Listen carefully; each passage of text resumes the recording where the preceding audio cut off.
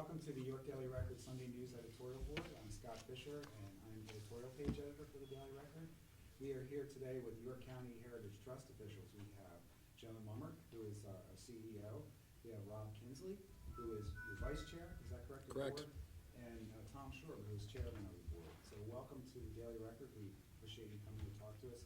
And we understand that you have a major announcement Yes. regarding the future of the Heritage Trust. We do. Thank you very much for having us. We really appreciate your time. As you know, the Trust has been engaged in a long-time study of who we are and what we are and how meaningful we are to the community. And you saw some of that come out in the Pondering Change document that we released in, I think it was February of this year. And you heard the feedback that we gave in June, where people gave us this amazing amount of data that helped us understand what people in the community, our members and donors, were looking for. And so we really have followed their guidance and have reached a point where later today we'll be closing on the old MedEd steam plant. And so our plan is to right-size into that building. We expect that it'll take us a couple of years to do that. We're really following what the community told us and what we believed is the right thing to do. And the board did a lot of study over the past couple of years to make sure we were making the best decision for the organization and for the community, because we think the location is really important for the city of York and for the county too. Wow, that's wonderful news. Yeah.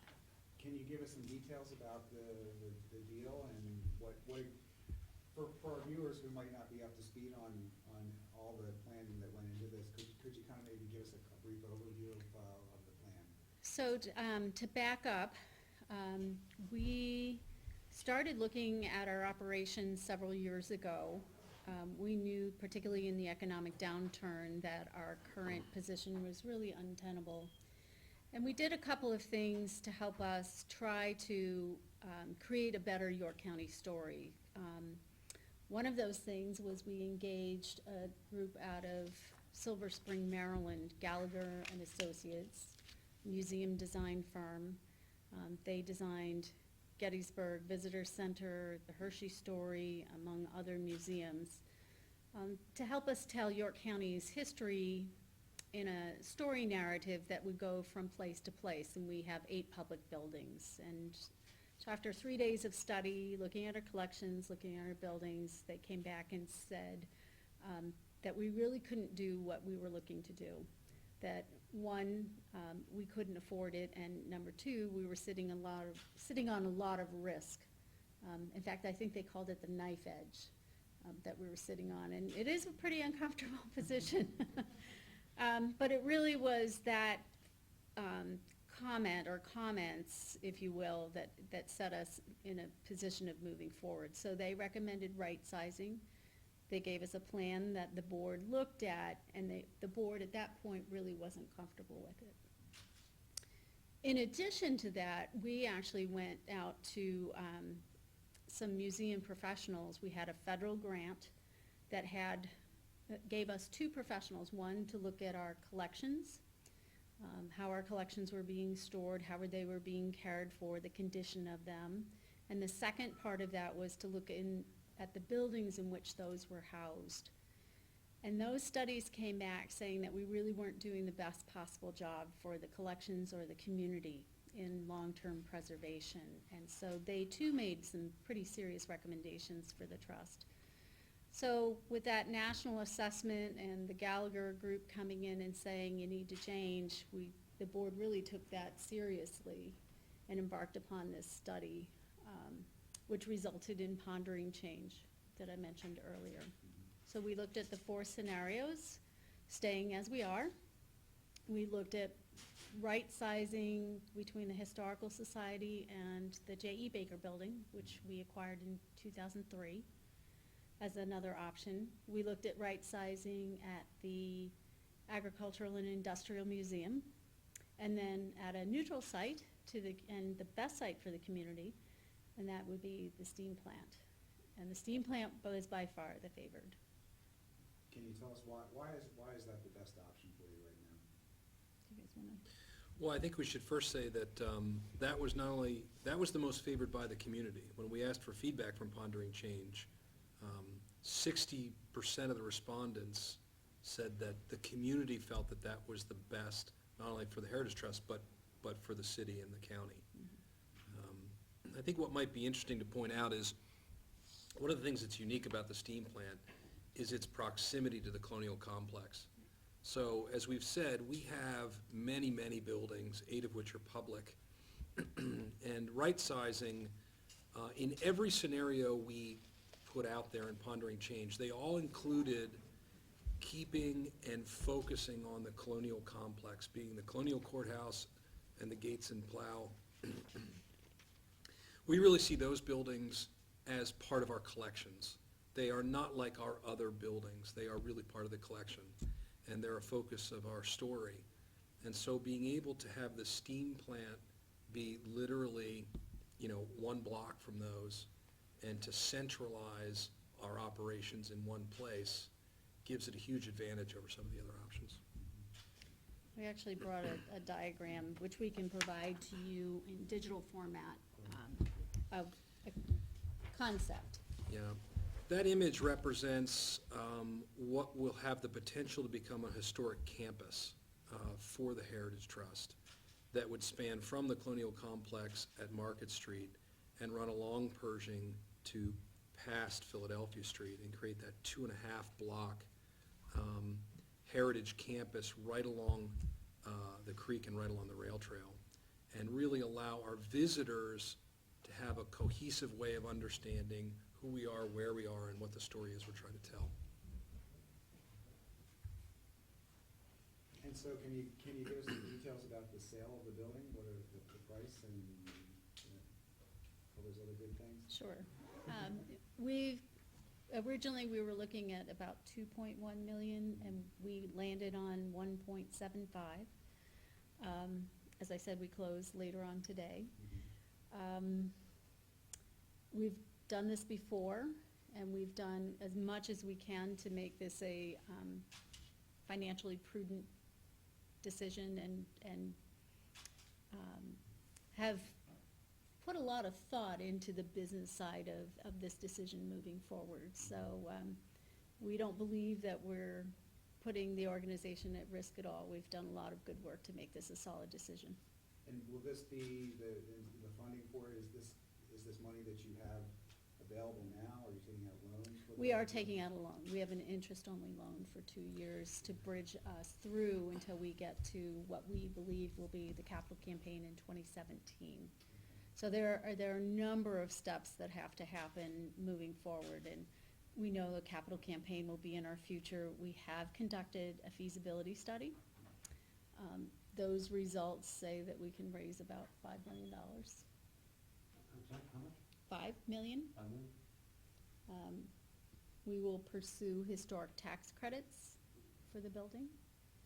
We will also pursue redevelopment funding for the project. It's very common for museums to receive redevelopment dollars.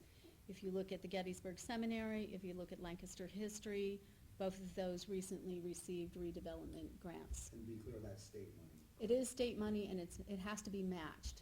And so it would be matched by capital campaign and the building purchase. One of the things we wanted to point out is that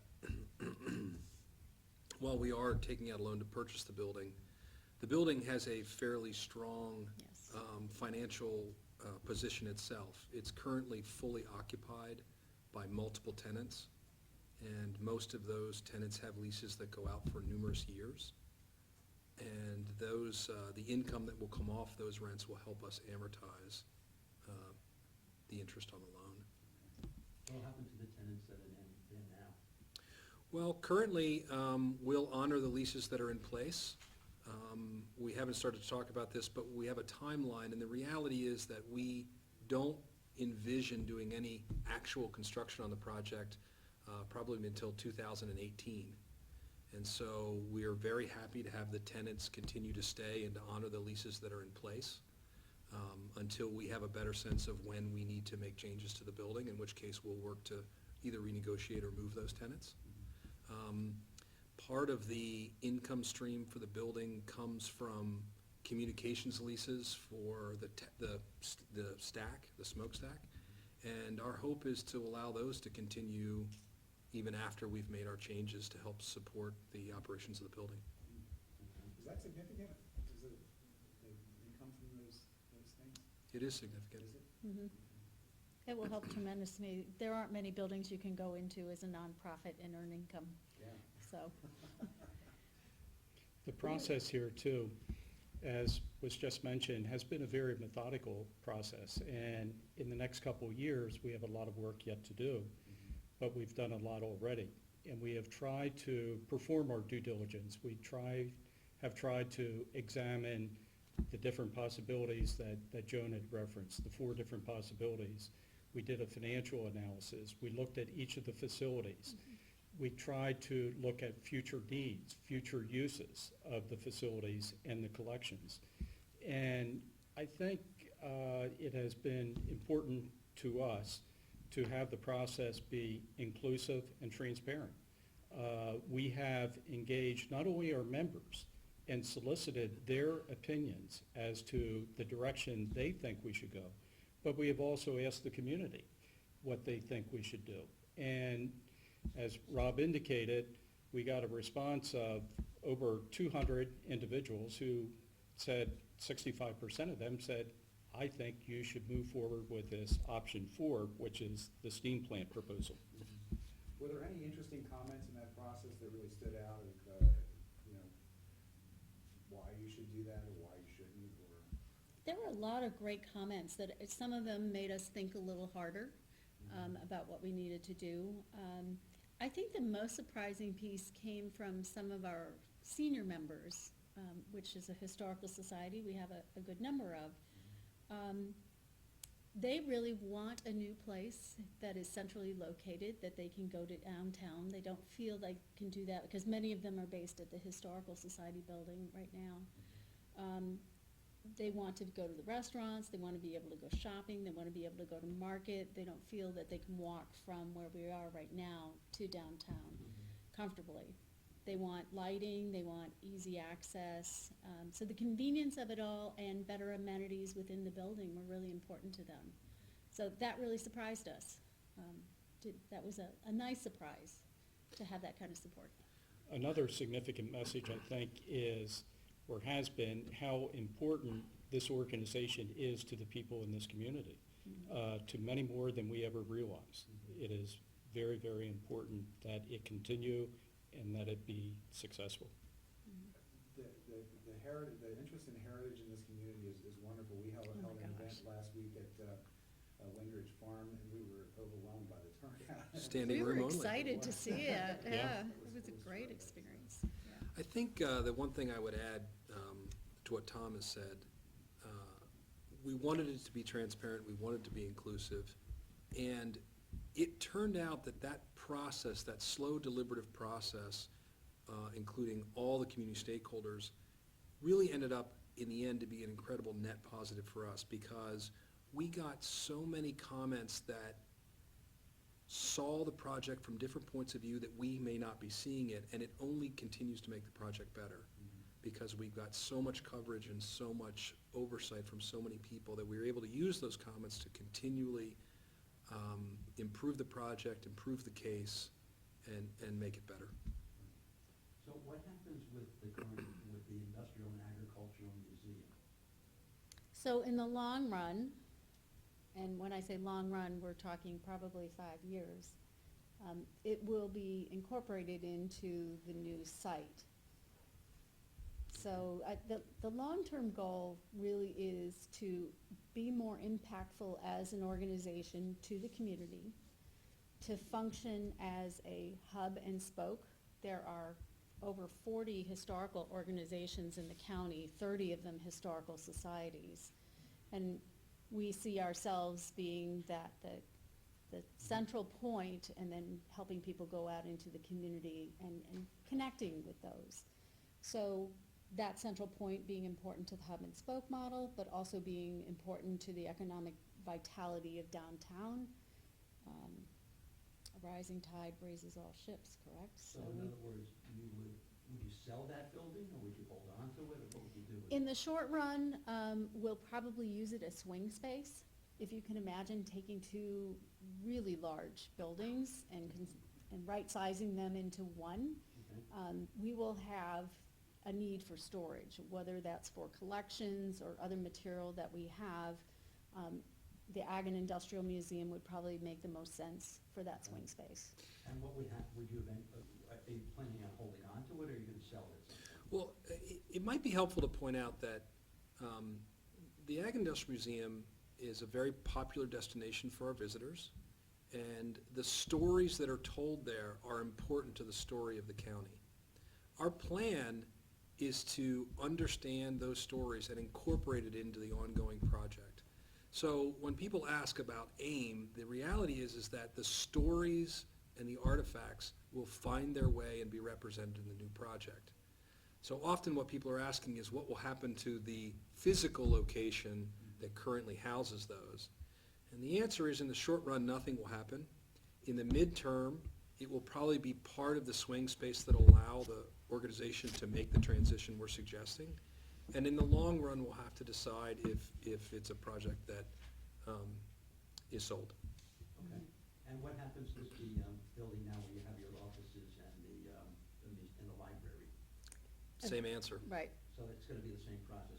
With 5 years, it will be consolidated into the steam plant building. Right, And then you'll decide whether or not to keep it or sell it. right. Okay. The idea is to move from 200,000 square feet down to probably less than 100,000 square feet, all total. Okay. To get the full benefit of this right sizing, we have to go from 8 public buildings to potentially our public buildings being the Med Ed steam plant and the Colonial Complex. Okay. That's where a good part of the benefit comes, not only operationally, but also for the experience of the visitor. One of the things that came out of those early interpretive studies that Gallagher did was that our visitors did not have a clear view of who the organization was. They often had a view of one part of us, AIM, or another part of us, the Fire Museum, or another part of us, the Colonial Complex. But they didn't always understand how those related as a whole story. And in fact, they sometimes competed with each other for message and visitorship. And so not only does this right sizing allow for us to take efficiencies in terms of operations and right sizing, but it gives us the chance to have a much better interactive and clear visitor experience. Is there a danger that we'll end up with sort of empty buildings, sort of white elephants in York around? I don't know, to be honest. We have talked with other folks, other organizations about interest in the buildings, and there are some interest in some of those, particularly the large ones, which is a nice thing. So that we've got time on our side to really keep those conversations going. Another way to look at this is that the hope, if we can have 5 years to work out appropriate plans, is that all these buildings would have the chance to go back onto the tax rolls. Yeah, that would be really important to the community, for Well, a sure. lot's happening, you know, as you all know, there's a lot of energy downtown, a lot of redevelopment Right. energy, cultural center and so forth, and people are just coming down. The first Friday was amazing, I don't know if you were there, but, so, do you envision this, I'm assuming, as sort of part of that, really kind of rebuilding the downtown and adding to that energy? Absolutely. That's an important part of this, because this change is important to the Heritage Trust, but it is also going to be tremendously beneficial to the city, to the county, to the entire community. It's going to be beneficial to everybody. And it's more than just the Heritage Trust. And so is there a hope that maybe that process sort of makes those buildings more attractive to other purchasers or other users and Sure. whatnot? Yeah. Mhm. Do you have you've taken a building on George Street and kind of readapted, do you have visions for any of these buildings and what they could be? Well, I think what you're pointing out is that whether you're in York or lots of other great small American cities, the trend we're seeing is a real shift to creative adaptive reuse of historic properties. That's a real growing segment. And I think York is following that trend, and all of these buildings are an opportunity for some adaptive reuse like the ones we're seeing elsewhere. Let me ask you about the kind of the jewel of your collection, the colonial complex. Will your plans have, will there be any impact there? Are you gonna be changing anything there, shutting any buildings, moving any buildings? We won't move anything or shut anything. What really happens there is more focus. Okay. Being that our staff has been spread to these various sites, we've not really been able to get a quality product for the visitor or for the community to enjoy. We believe that in this campus format, the colonial complex gets a much better treatment than it does right now. So folks who are Revolutionary War, colonial period fans, I think will be pleased. Our sense is that in the Gates and Plow, we don't see any changes really that are happening except continuing to do a better job of being stewards of those properties.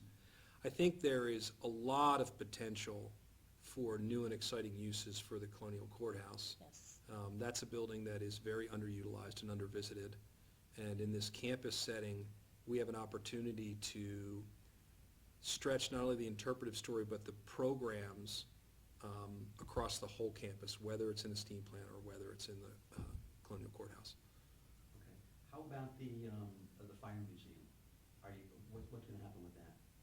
We're not going to address it in the short run. It really is a minimal impact on the organization's operations. Okay. We'd like to get a lot of this work done first, and then we'll revisit what's happening there. Okay. And the J.E. Baker building, I know that's been on the market for a while. Has been on the market for a while. You guys got a buyer for that? Not yet. Okay. We wish. We were Okay. close. Plans call for continuing to sell it? Right, and it may actually have greater viability for sale if the Historical Society building is for sale too. So if somebody's looking for a larger square footage presence in the city, those two buildings play nicely together. We are continuing to get inquiries on the Baker building. Right. Do you have any kind of a plan for the interior of the STEAM plant at this point, or you are starting to envision what goes here, what goes there? Is there anything that you can tell us about that? The short answer is we've worked a little bit toward that direction. Part of the study process that we did to get to this place is that we actually hired LSC to give us a test drawing, a test fit, if you will, to see if the library and archives, the exhibits, the administrative space, the public space could actually fit in that building before we ever even entered into an agreement to purchase it. So we looked at those drawings and we decided that it really could fit the work that we needed to do, our mission. And so that helped us move ahead. So the next steps in what we do after this afternoon is we go through an RFP or an RFQ process for architectural services for that building. We go through the same process to secure exhibit design services. We'll be pursuing the redevelopment dollars, and we'll be pursuing a capital campaign. So there's a lot of work that happens after this. It wasn't easy getting here, but more work comes ahead of us. And there's an interpretive task force too that's taking a look at York County's history to make sure that the stories that we're telling are reflective of the community's history, the most important stories. What are the ones that we should always be telling? What are those stories in that history that could be more changeable? So they're taking a look at that, taking a look at how those can be implemented through programs with schools, in schools, and through other means like technology. Do you have a sense at this point how much smaller your collection of artifacts and good things are, or how much smaller would that be? And Well- do you have any idea what you might do with some of the materials that you're gonna get rid of? Well, okay, so that's another sort of misconception about this right sizing. Right now, there is no plan to change the size of the collections. Okay. I think over time, as we look at what the interpretive stories really want to be, and we understand what collections we have and what collections are most supportive of those stories, that'll help inform what size the collection should be. But the real What changes here for the visitor experience is the way we use those collections. So what most people need to realize is that on the average, a museum in the United States generally only exhibits 3 to 5 to 8 to 10% of their collections at any one time, and the rest are cared for in storage. And that'll be probably the same in this new project. What's important is how we use those artifacts to tell the story. So they might be thematic displays or exhibits, Look for more story-based exhibits, so that help people connect. And more technology will be built into the new facility. Right. Could you expand on that a little bit? Joan, maybe you have the details of that. So a couple of examples come to mind. At the Heinz History Center, they have a great exhibit on innovation, and it's really about their industrial history. Essentially, it's a touchscreen. And all of the industrial history is accessible in that touchscreen. So you touch a decade, and then it spills out to particular years, and that spills out to particular industries, and then you can access photographs, data, background about the industry, about the people. So we have a lot of that material that you could incorporate into technology. So that's a way to access technology. We can use technology to share voices. We have a lot of oral histories that could be interesting to share that we don't now. We have video. And then if you've been to the Constitution Center, they use technology in a lot of different ways to get kids to vote or to do different things. So we see those as really great opportunities to either emulate or do something similar. The response, I think generally when we first heard about the various options, this option seemed to be popular among county and city officials. Would you say that that's still the case? Yes, Yes. yes. Are they welcoming this? They Yeah. are, they are. They understand what it could do for the community. One of the interesting things about museums and cultural institutions in cities is that they tend to be the gathering place for visitors. You know, what happens when family comes to town? You go to the museum. We think of ourselves as that place you go to during the day to do something in addition to the shops and going to restaurants. You know, one of the terms that's being used in a lot of, urban redevelopment is this issue of third places. You know, so if the first and second place is the place you live and the place you work, where are those other places that you go to spend time? And personally, York needs more top-notch third places, and this has the potential to be another one of those top-notch third places. John, can I take you back to the fundraising campaign? So you said you would kick off a fundraising campaign in 2017. How much would you look to raise? Well, let me back up just a little bit further. We still need to go before the capital campaign cabinet in May. They actually will approve the number and the timing of that. So in preliminary conversations with them, 2017 is the year that seems to be open. Can you explain what that is? The The- cabinet? I'm not sure I know the genesis of it. Well, I think probably the easiest way to explain it is, first and foremost, one of the most amazing things about our community is that it is incredibly philanthropic and very generous. The challenge with that is that in the past, it was not unusual to have multiple capital campaigns kicking off at the same time. And so donors sometimes struggled with understanding their priorities at a given time.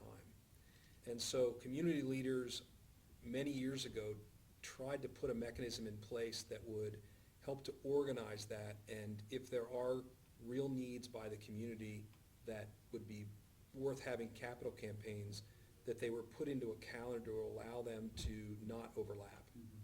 And so generally, most campaigns over a certain size, and I think the size is Oh, $1 million? I believe it's over $1 million. yeah, are asked to go through this process voluntarily to sort of get in the queue.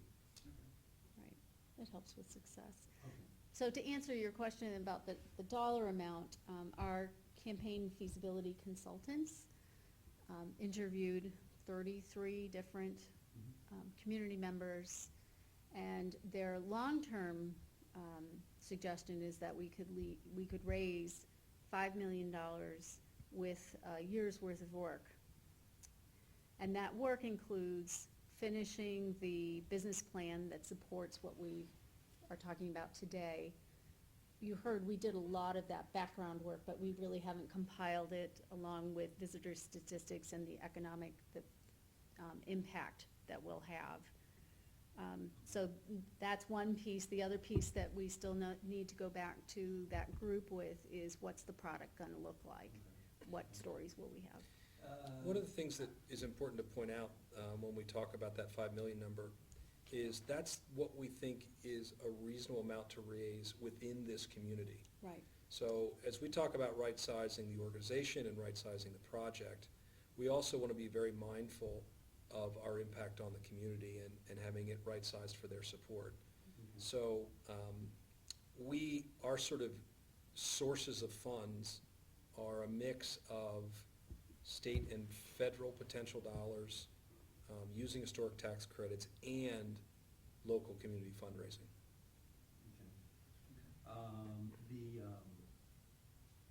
What would happen with the Bonnet House? The bottom house? Bonnet House. That actually has a small trust Okay. with, that goes with that building. It doesn't fully support the building. That too will be looked at about the same time the fire museum is. I guess if we put first things first, let's finish this project. It will help us understand the utility and viability of that in the long term. Okay. And you said that the plan would be to start construction in 2018? And Mhm. how long a period of time would it take? I think when we talked, we're looking at 2020. So essentially, it could take up to 2 years of construction. Okay. So very tentatively, we're suggesting this could be, sort of open for business in 2020. Let me ask you about the layout you have here. Mhm. It seems to me like the place where there's parking, people used to go to the rail trail and so forth, Mhm. it's a park now. We're hoping. That actually, so if you remember moving plans into action, you're probably pretty familiar with that. You've reported on what they're trying to do with the rail trail. Part of the study for the next phase is taking a look at Lafayette Plaza, looking at how the rail trail moves from where the terminus is right now at the courthouse and moving it up through to George Street, I believe. That placing it somewhere across the plaza will be important. I think there are many of us in the community who see the importance of having green space. From the trust standpoint, we'd like to do more outdoor programming. And our yard is very limited around the courthouse. It actually has a small hill, so that's really difficult to manage. So we are very hopeful that this will become part of a campus that we can help manage. Does it sort of help spruce up the creek front there? Oh my gosh, as what part of that effort? It does. And the vision that's reflected there is totally in line with what we're trying to do, to provide a connection between the colonial complex and the steam plant property. And the ways in which that area can be utilized are endless. The whole idea of moving plans into action is to make sure that all the good ideas that are generated in the community fit together, don't compete with each other, and have the ability to move forward. We're working hand in hand with the Moving Plans into Action Committee, the city, the county, the parks, to integrate our planning so that we can all support each other's goals. But to your point, we think as the rail trail finds its way over the next couple of years to be the whole way through the city, that this becomes an incredible landing spot and destination along the creek in downtown. Is there any concern about parking? Or would this part be open to public parking for people using the trail and that kind of thing? Well, there's parking that we have at the steam plant property, and there's 80 spaces there, Yeah. Joan? Over 80 spaces there, so we'll work with the city to figure out what makes sense for parking. One of the things that will be happening is that the Moving Plans into Action folks got a grant to start a study for the rail trail and the associated green space that would go with it from the Market Street around to George Street. That process will kick off with some public meetings in January and proceed throughout the year. And that question of the land that's directly adjacent to the creek, part of the goal will be to figure out what its highest and best use is. So should there be parking there, should there not be parking there? If the answer is that it's best used as open space, hopefully that plan will suggest where parking would be replaced. Okay. Is this brick, are you envisioning this as brick walkways and so forth, Martin? Remember that those documents are aspirational. That would be really neat though. But I think Talk what's, on a bicycle. I think what's important is that, those 2 blocks of Pershing are not heavily trafficked and they're not heavily parked. And already over the last number of years, they are regularly used for major public events downtown. And so the concept there is to understand that this entire 2-block area could be seen as a place to really have significant downtown gatherings. And it might include the ability to demarc on the street where that area is, and on occasion be able to take the area that is the street and incorporate it into the public space. What are your plans to, I guess, what you had talked about is need for modernization and other things to get museum accreditation so you can get more federal funds flowing. And so what's your plans for that, and when do you think that you'll get that full accreditation? It's a longer-term goal. It won't come with just the move. It will come when we can show that our collections are being cared for properly and housed properly. Accreditation includes not only collections, buildings, climate, governance, management, interpretation. So it is everything that we do as a business that is approved. But making this change will put us in a far better position to obtain that accreditation than where we are right now. Right. And one of the things you see, the Heinz History Center is accredited, and they really use the Smithsonian affiliation that they have as one of their main marketing tools. And It's really impressive. Do you hope to get affiliated with the Smithsonian? You can get affiliated with the Smithsonian. It's much easier to do if you are accredited. That's something you're hoping to do? Absolutely. can you explain a little bit about how the funds would flow better upon accreditation? You get to be more competitive, essentially. When you're competing for NEH and NEA grants, IMLS, which is the Institute of Museum and Library Services, all of those are federal grants, and typically they're getting 4 applications for every 1, and I suspect that ratio is even higher. It actually puts us in a position where people will take notice that we are accredited, and that's a standard to which it's important to the review panels that approve those grants. The other part of it is, in Pennsylvania, there have been legislative efforts for museums to have core documents, and including accreditation, in order to get funding from the state. So that's something that hasn't been passed yet, but there have been a couple of efforts to do that.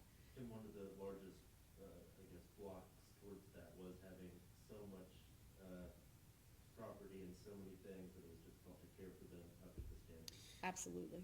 I do think we should point out that one of the reasons we see this as a positive, not only for the whole community, but for the organization, is we see that this change and this move will allow us to become better stewards of any dollars that donors give us. Right now, we are challenged with, as we've said, taking care of 200,000 square feet of aging infrastructure. And what it means is we have to make tough decisions on a daily basis about whether we take dollars and put it into deferred maintenance or whether we put it into programming. And this change will allow us to be better stewards of the money that the community gives us. Everything that we've talked about, what's the total price tag for all that? We're looking, originally we came out, I think, with 18 million. Yes. Yeah, so we've actually scaled that back to about 12 million. What's the difference between what dropped out? What will be the difference is how much we spend in the exhibits. Okay. Again, we're trying to be very realistic about what's right for the organization, but what's right for the community in terms of support. And as I said, we continue to right-size the project, and we've ended up at a $12 million number. Does that include the purchase of the building? No, Okay, so it's 12 plus the 1.7? right. So, yeah.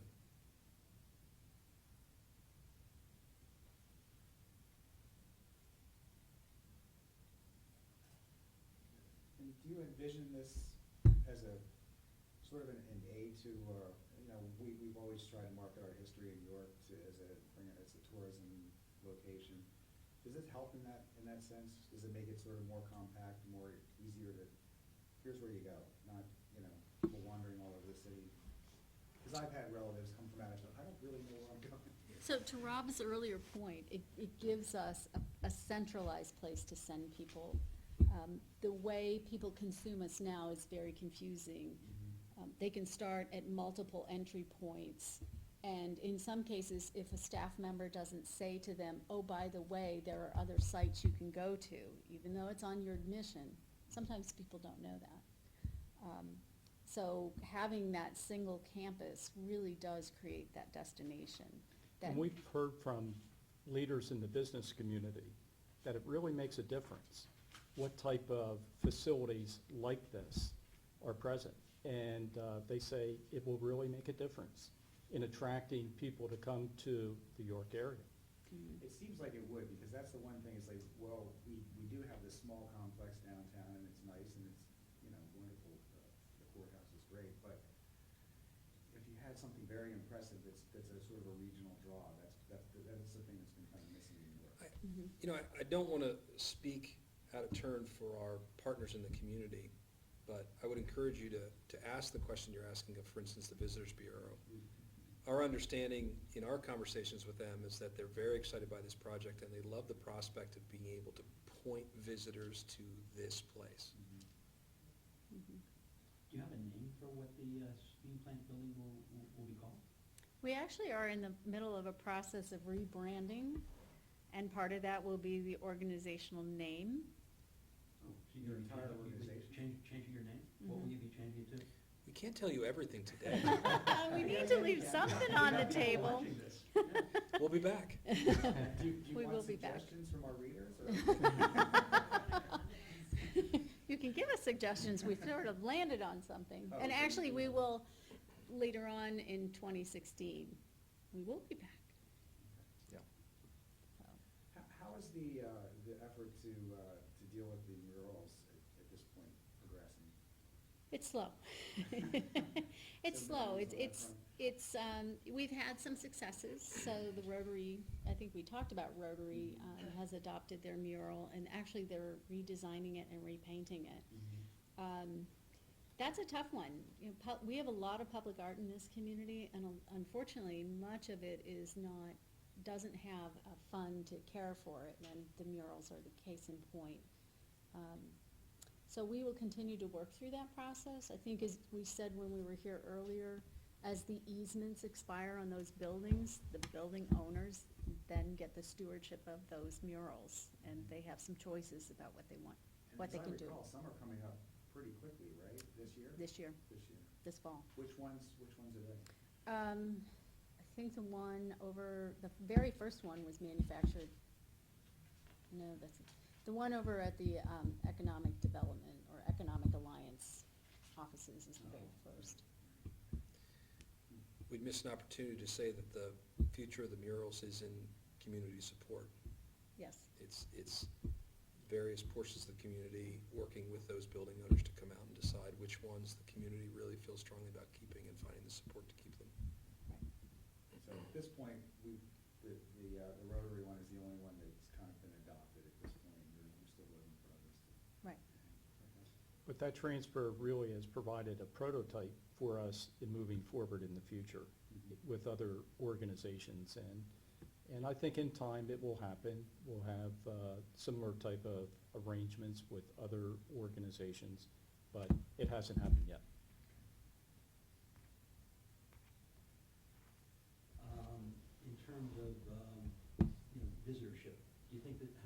this will affect the number of people who attend, who go to your historians?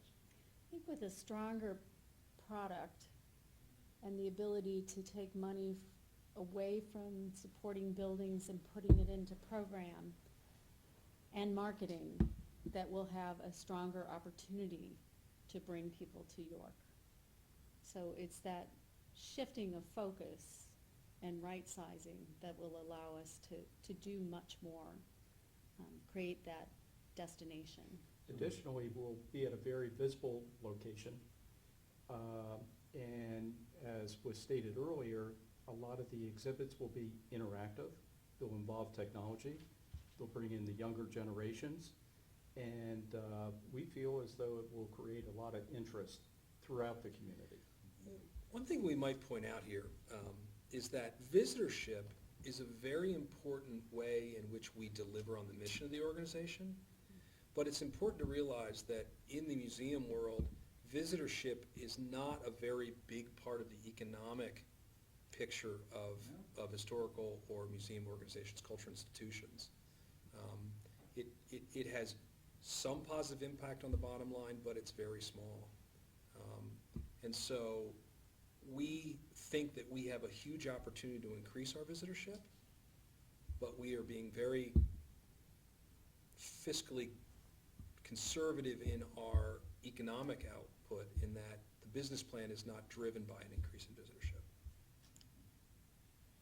Do you know, can you give me a sense of, in terms of schools and doing field trips and, for historical things, do you have any numbers or any general ballpark, like how many students come to your facilities on a given year for field trips and that sort of thing? I know when my kids were at that age, they went to the Burn Center about 1,000 times, but they never mentioned coming to any of the historical sites, and I always wondered, you must have gone to some of these things. Well, in these days, actually, they typically go to both. They might go to the Burn Center in the morning and come to the Trust in the afternoon. We have about 5,000 students. We have about 8 schools that continue to come. It's getting a little harder for schools to do field trips because of their resources being stretched. We are looking at different ways to deliver what we do into the schools, whether we've done Skype tours, we've gone to the schools and delivered content. So there are many different ways that we're taking a look at our education programs. I mentioned earlier we have an interpretation task force. It's actually chaired by Dr. Scott Deisley from Redline. And we have several educators on that task force who are taking a look at how we deliver content to the schools. And my belief is that when you do that, there's this other reaction that says, oh, now we have to go. I think in long term, we could take a look at how we fund schools to come to our various So sites. this probably should help on that front, right? Absolutely, Yeah. absolutely. Yeah, if, again, following up on what we said, if we can reallocate dollars from deferred maintenance into programs, it allows us to find ways to create programs to go out and reach school kids, whether they can come to us or not. Right. Yeah, and investing in technology to do that as well. So during the interim, while you're moving towards getting the new building ready, you have collections that I know you said in the past are in a difficult spot. Mhm. Do you have plans to do something during the interim years to protect those so that they'll be safe to move on? In a position to do that? We actually have cleared out, we have a warehouse that had no climate control whatsoever, that we have essentially cleared out. Much of that material has been incorporated into the Historical Society building. To do that, we cannibalized one of our galleries to create storage space. So we have put them in a stable environment.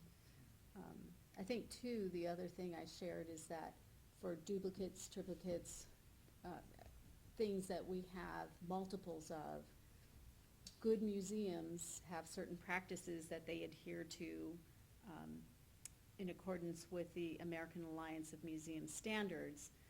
We auction off those excess collections that have either no important provenance or no connection to York County's history. None of those proceeds are ever used for operations. It goes directly back into collections care, stewardship, conservation, or acquisition. So one of the opportunities we have in this process is to continue to refine and enhance our current collection to upgrade it. Joan, let me ask you, the library. Yes. You get a significant number of visitors that go there every year. We do. Will the library move over to the new steam plant building? Indeed, it will, and one of the things we hope for the library is they have better facilities, better computer access, better lighting. People bring in their laptops now, and we don't have a way for them to plug in. They actually literally are plugging in across a room, Yeah, okay. so. Will it be larger than the current space? It'll be different. Yeah, I do think what's important to point out is that it is a very popular part and service of the organization. And while many of our programs will see, or many of our uses may see a decrease in the amount of square footage allocated, the reality is that the library is such an important use that it certainly will not get smaller. As we move into this next phase, now that we have, or at the end of the day, we'll have control of the property and we go into the next level of design, we'll be figuring out the exact square footage of the various uses. We know they all fit in the building, but the reality is that the library is certainly not going to get smaller. It'll either stay the same size or it could get bigger, but in any case, it will be a better space that provides a better experience for the users who use the library. And you have a nice auditorium now that is used for public events. Will you have something similar in the steam plant? That's Our a plan- core part of the program for the organization in the building, that we have large public spaces. Rob, do you guys have any renderings of the interior of the building, what it might look like? We have no renderings of the interior of the building.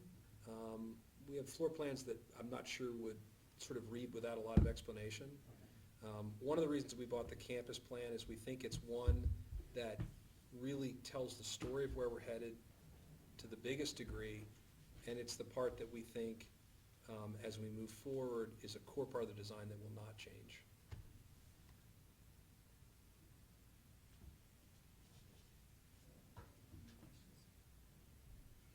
Well, I appreciate you taking the time to come talk to us about this exciting new project, so. Thank you. Thank you for having us. Appreciate it, great questions. I do have a packet of material, background information that might be helpful answering other questions you might. Yeah, could we could share that, that'd be great. One final question. Have you spoken to other business owners or organizations that are based in that general area about ways in which history might be incorporated in things that go on, events? In general terms, yes. Okay. So particularly, we've talked a little with Downtown Inc., we've talked with Historic York, but I think Cultural Alliance for sure. People are excited about the opportunity to partner. So, And just, because I'm writing down a lot of numbers, let me make sure I get It's it good. before you leave. So the sale price is 1.75 million. Mhm. You're closing today. mhm. Yes. I know you said that you. Oh, good. And you said that you're getting you're gonna have a 2-year interest-only loan. Correct. Could I ask you what bank that's with, or who the lender is? They like the publicity when they get involved with the project. He's a business reporter, you know. I think at this point, we'd rather keep the, I think I'd hold that one, It may be better. yeah.